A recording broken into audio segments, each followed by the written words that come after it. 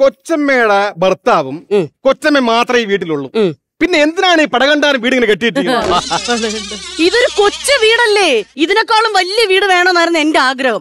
ഇത് വെറും ഒരു 100 ഏക്കർ, അതിനകത്ത് 20 സെന്റിൽ ഒരു വീട്. നീ എന്തോ ഈ പറയുന്നത്? അത് മാത്രമല്ല, ഞാനാണെങ്കിൽ ഇങ്ങനെ കറങ്ങി വരുമ്പോഴത്തേക്കിനും രാത്രി ആവുകയും ചെയ്യും.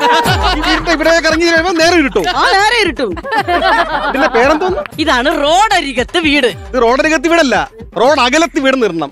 ആ ഗേറ്റിന്റെ കടന്ന് ഈ മുറ്റം വരെ എത്തുമ്പോഴത്തേക്ക് നേരെ ഇരുട്ടും. എന്തോന്ന് കൊച്ചമ്മ ഈ വീട്?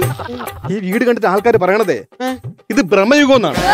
ഓ, പ്രഭയുഗത്തിലെ പരവൂർ ഭരതൻ എന്നാണ് പറയണ കൊച്ചമ്മ. പരവൂർ ഭരതനാ? അങ്ങനെ ഒരു ഭരതൻ ഉണ്ടായിരുന്നില്ല?